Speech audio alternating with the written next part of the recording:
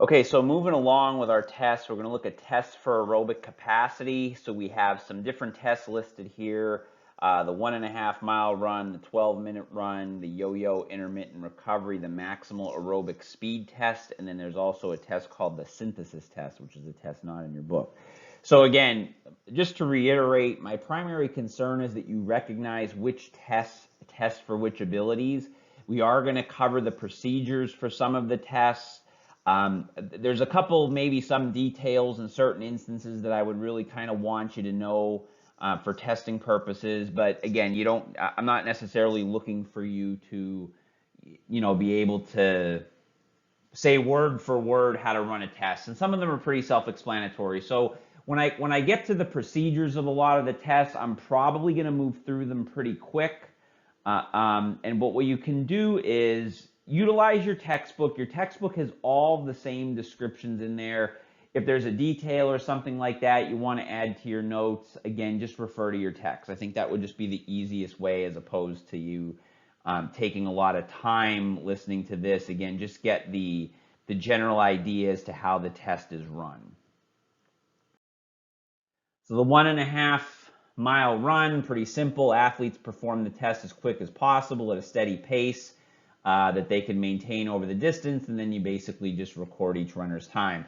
The thing I'll note about a lot of the aerobics tests, and this is something that we get into further discussion in some of the other strength and conditioning classes, a lot of these are used inappropriately for a lot of athletes. A 1.5 mile run is really only appropriate for a distance runner. It's not appropriate for a field-based sport. So you commonly hear about soccer players and field hockey players having to run 1.5 miles or 2 miles or 1 mile. It's not really a good test because they don't run at that speed over the course of that distance. While they may cover similar distances in a game, it's nowhere near at a running pace to where you'd have to finish it as such. So that is an important point to note to yourself. Again, I kind of cover some of that stuff a little more in depth in some of the other strength classes, but I think it's a good point to note for now as we look at some of these tests. Then you have the 12-minute run. So the 12-minute run here, what we do is we look at, so it's performed over a 400-meter track or over a flat course. Basically, what you look to see here is you look to see how far the athlete can travel. So the 1.5 mile run is you're basically just looking at the distance. Here you're just looking at time, and then you kind of look at the results based upon the calculation here. So it's just kind of a different way of doing it. If you really want to do a continuous run, this one's probably better for those other sports that I talked about as opposed to the distance, but even still, what you're testing for there doesn't really necessarily carry over to those types of sports. The yo-yo intermittent recovery test. Now this one's a little bit better for the field-based sports, although it still kind of has its shortcomings. So it's a 20-meter test course. The markers are 2 meters apart, and at each end of the course there's a 5-meter distance behind the start line. So what to do is the athlete kind of repeats this 12-meter run, and then when the test basically gets terminated when they can't maintain their pace, and then from there they kind of calculate. So basically, the athlete continues for as long as possible. You record how many 2 times 20-meter intervals they can do. There's 10-second recoveries between each run.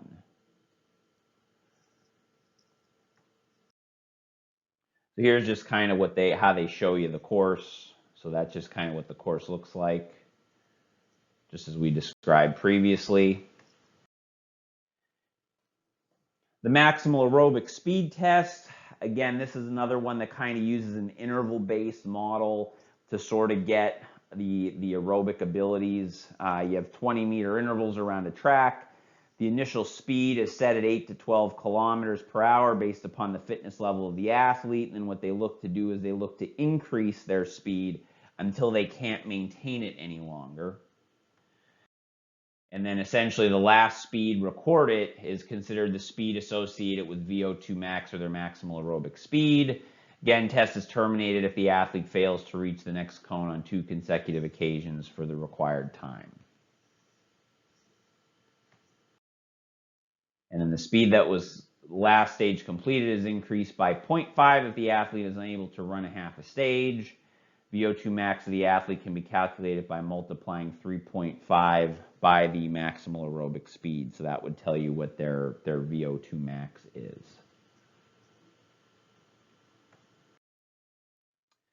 Then we look at agility. Again, agility is something that really is kind of varied. I'm giving some examples of tests that are shown here. But really, again, for programming purposes, when you look at agility, there are so many aspects of it. And some of these tests, do they test for characteristics of agility? Yes, but there are some things left out. You know, for instance, one of the common things with agility is that, you know, when you're playing a sport, there's always things you have to react to. And with a lot of the tests that we're going to talk about, there's not a reactive component to it. You know, the cones are set up in a certain way, or it's a course that you just have to kind of do as fast as possible. And while that definitely tests for some physical abilities, it's limited in that there's no reactive component to it. So we're going to talk about some tests here that look at some of the, you know, kind of non-reactive types of agility, where you're looking at just some physical traits such as like change of direction ability. So you have the T-test, the Hexagon test, the Pro agility, and then the 505 agility. So the T-test, and there's a picture of this on the next slide so you can simply see it. The athlete begins at point A, sprints to point B, touches the base of the cone with the right hand, shuffles to the left, shuffles to the right, and shuffles back to cone B, and then runs backward past point A. So this is essentially what your course looks like, which is why we call it the T-test, because the cones are basically in the shape of a T. Again, you just follow that procedure as was described on the previous slide. The Hexagon test. So again, you're basically going to be doing this around a hexagon. The athlete's going to do double leg hops from the center of a hexagon over each side back to the center, and then starting with the side directly in front of the athlete. So they'll kind of jump all around, and you'll see basically essentially what time they completed in.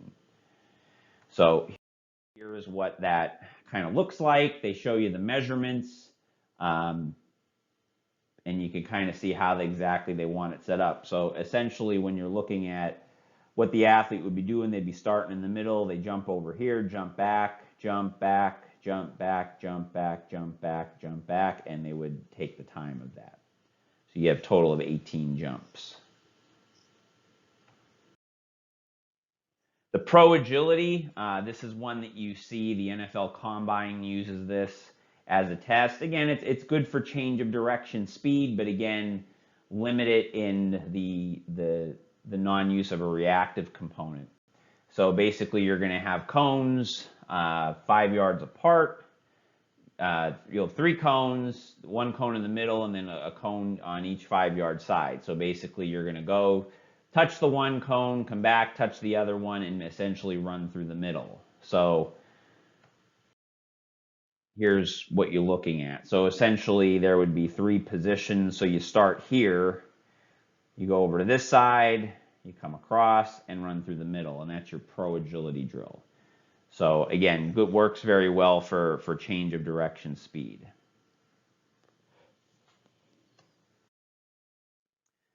You have the 505 agility test. So this one is a little different. So the athlete, and again, I have a diagram on the next slide. So, you know, I'll kind of just go through the procedure quick. The athlete will sprint forward 10 meters to a set of timing lights. They sprint an additional 5 meters past the timing lights to the turning line, 1 foot on or going over the line. They turn back towards the first set of timing light and sprints 5 meters back and then pass to the timing lights, and the best of the 2 trials is recorded. So here's essentially what they're doing. So you have basically your start line up here, and you basically sprint. So this is the finish line, but you actually go past it to the turning line. So this is actually your finishing point is actually right here. So you start here, sprint across, touch, turn around, and come back through there, and then that's when you would get your actual finish.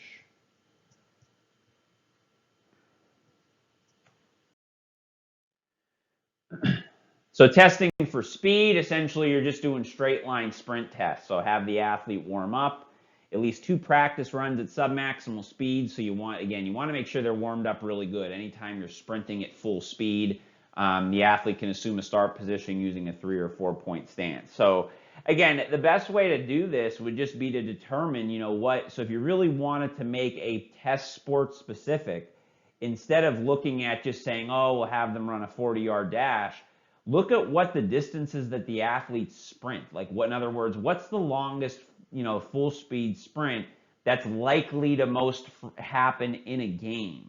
And that would really kind of tell you where you need to be at. So most of your field-based sports, they kind of reach max velocity between, 30 or 50 yards. Most of the sprints are actually shorter than that, but that's kind of where you're usually at when you're looking at maximum speed. And it's usually good to allow to maybe at least have 2 trials. So give the athletes kind of 2 trials, give at least 2 minutes of active recovery between trials. You may want to make that longer depending upon how far you're actually having them sprint.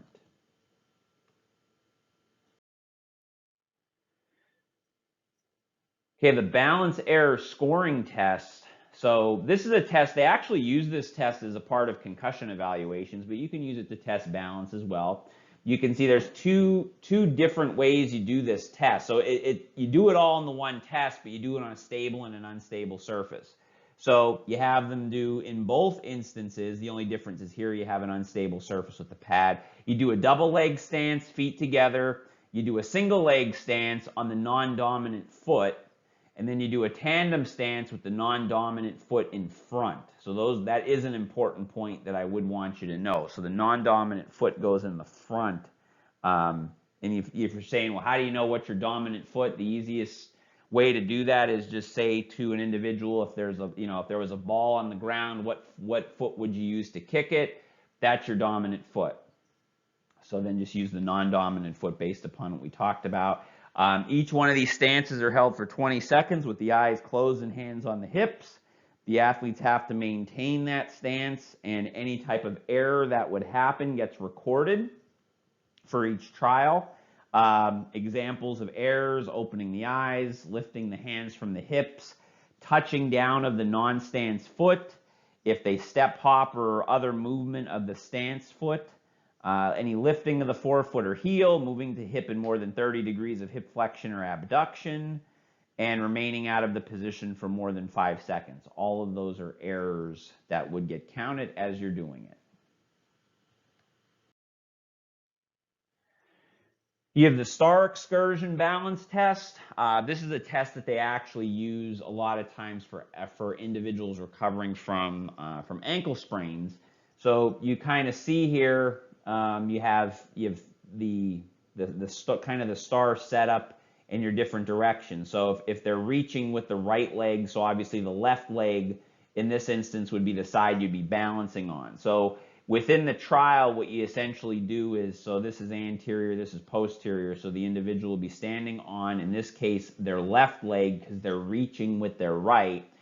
They would be facing that and they would start there, and what they do is you measure the distance they're able to reach with that other foot, with the non-stance foot. So in other words, in the trial that I'm talking about, they'd be reaching with their right leg as far as they can, okay, without losing their balance. And basically you measure how far they're able to reach out. They touch the furthest point possible and then kind of return to a bilateral starting position on both feet. So they'll reach out, go as far as they can in each direction with the reaching leg. And again, 3 trials are performed for each condition, and then you get an average of them. They allow about 15 seconds of rest between each reach. Trials don't count if the athlete doesn't, or the individual doesn't touch the line, if they lift the stance foot from the center of the grid, if they lose their balance, if they do not maintain their start and return positions for a full second. So you'd be essentially reaching in each one of those directions. Sit and reach test is a flexibility test. It's probably one of the more common ones you would use. It really primarily tests the flexibility of the hamstrings and the lumbar spine. There are some limitations to it again, but you'll see it's kind of just a common test of flexibility for those individual parts of the body. So here's an example of a sit and reach test. They just kind of standardize a point on a meter stick and see how far they can reach to kind of test flexibility, again, primarily of the hamstrings and the lumbar spine.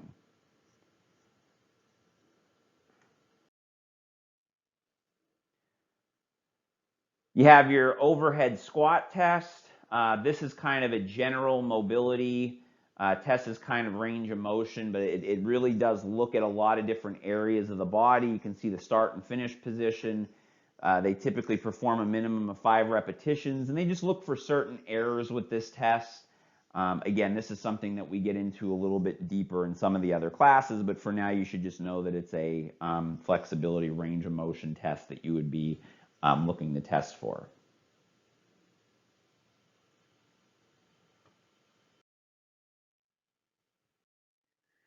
So now we look at testing body fat.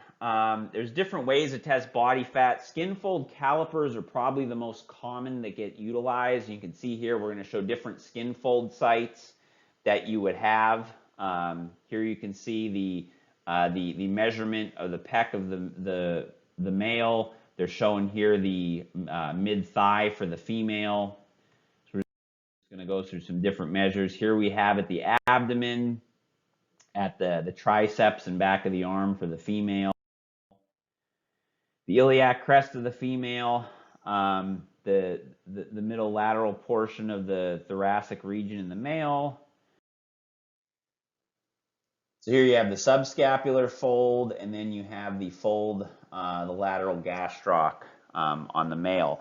So just to kind of talk about this in general, now when you're doing skinfold measurements, you look at plus or minus 3 to 5% error when you're doing it, and you don't have to necessarily know how to calculate it. Again, I'm going to describe some particular things when it comes to body fat.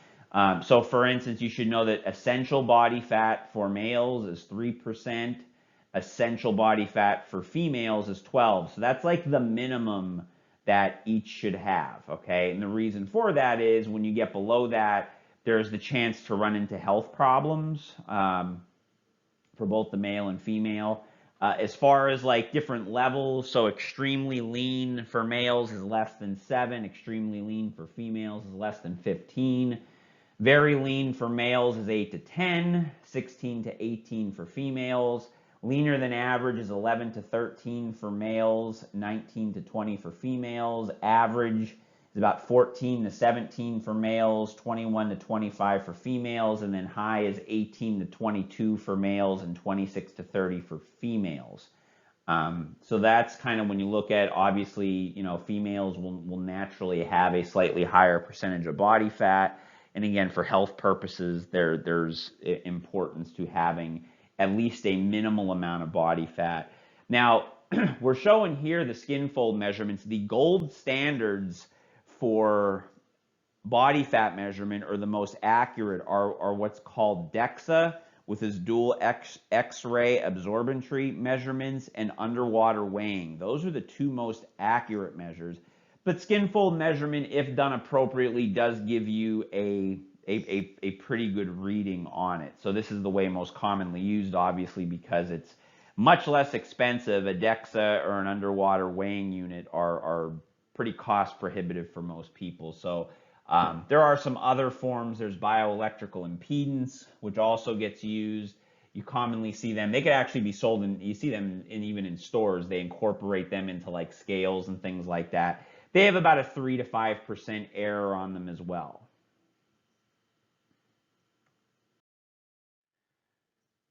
So anthropometry, or looking at girth site measurements, this is another thing commonly done. These are the common areas where you'll measure girth a lot of times. So the upper arm, forearms, chest, waist, abdomen, hip, thigh, and calf are where common girth measurements are taken.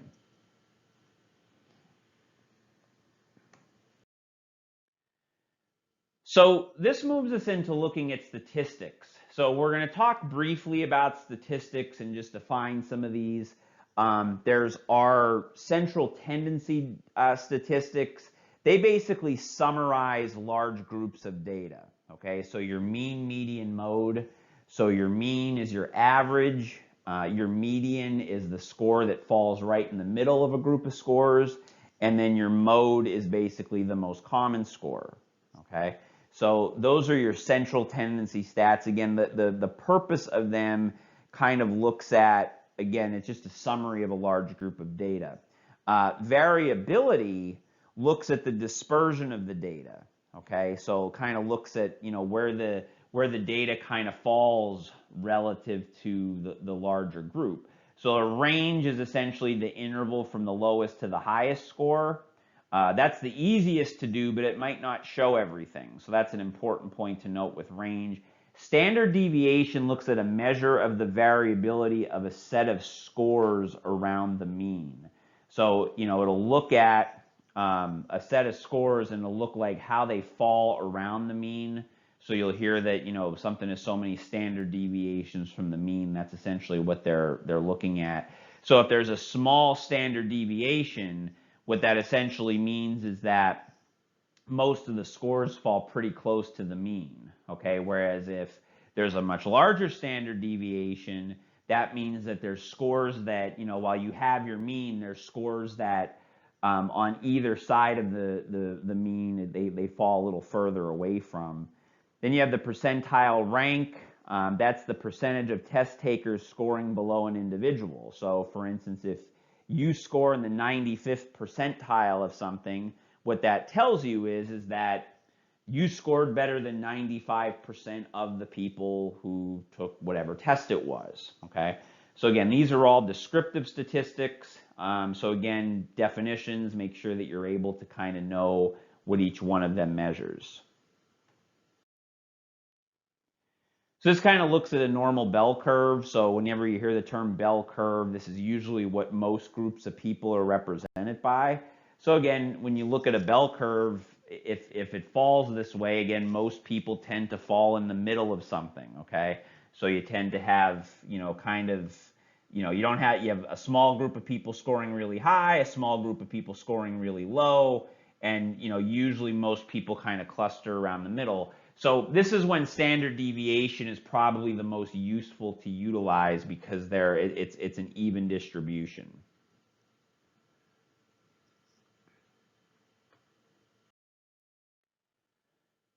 Some interferential versus magnitude statistics. So interferential statistics allow one to draw general conclusions about a population from information collected in a population sample. The key being is that the population must be representative. So in other words, interferential statistics look at things like, what's the average bench press of Division II college football linemen? But again, it has to be representative of that sample. Those would be inferential statistics, because then what you could do from that is infer like what the upper body strength of Division II college linemen should be. That's what inferential statistics do. Magnitude statistics allow for interpretation of clinical significance of things. So you have two different things there. You have the smallest worthwhile change and you have effect size.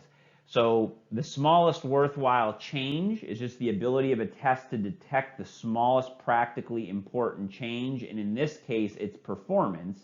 When we're looking at, athletic performance, you'd be looking at what's the smallest worthwhile change. In other words, if a person is tested in something and then they're retested, did they get better, yes or no? But what's the smallest worthwhile change to know whether or not the test is actually good to determine that? Okay, that's what you'd be looking at with that. And then effect size is a statistic used for calculating group performance following a training program or comparing between groups. So what it does is it looks at different groups to see kind of where the benefits sort of were with the training. And again, I'm putting these within the context of, again, strength and conditioning, athletic performance. You'll hear these terms, for instance, when you look at like, in physical rehabilitation, they'll use smallest worthwhile change. So they'll look at maybe an intervention to try to determine, okay, so there was a change or a person got better, but was it worthwhile? And the way they'll do that is they'll calculate what's the smallest worthwhile change to determine if that treatment was beneficial.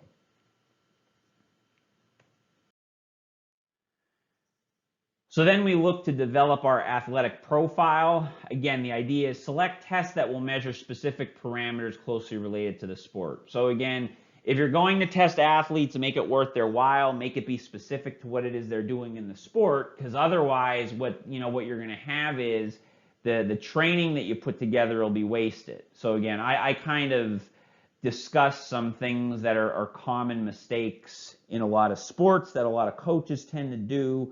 And again, it ends up kind of being an insignificant test to really determine what their fitness levels are to actually play the sport. Choose valid and reliable tests to measure the parameters, arrange the testing battery in an appropriate order. So we talked about that in the last chapter. So if you don't remember, go back and look at what we discussed as far as what's the best order of tests. And administer the test battery to as many athletes as possible. Obviously, you'd want to test as many athletes as you possibly can. And then, you could study your results to try to find, whether your interventions were appropriate and what might need to be changed in the future. And you could develop an athlete profile, so compare to normative data where appropriate. So if you have, norms, and again, there's all sorts of research out there on different types of athletes, different levels of athletes. You could kind of see where, maybe your group of athletes or your individual athlete, if you're training people individually, where they kind of fall. Conduct repeat testing and use results to present a visual profile with figures. So again, sometimes for athletes to be able to see their results, it's helpful. And just identify strengths and weaknesses. Again, that's part of the whole point of this. If you're going to test, identify strengths and weaknesses that can possibly be a greater focus in their training.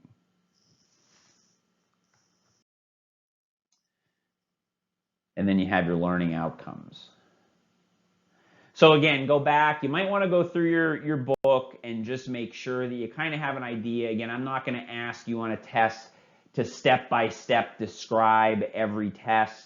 There's some things that I talked out and pointed out to that are particular things I probably will want you to know, but you don't have to go step for step through every test. But again, just go back, review those. I likely went through them pretty quickly, but you could certainly go back and in your book describes that and just note the things that I kind of highlighted.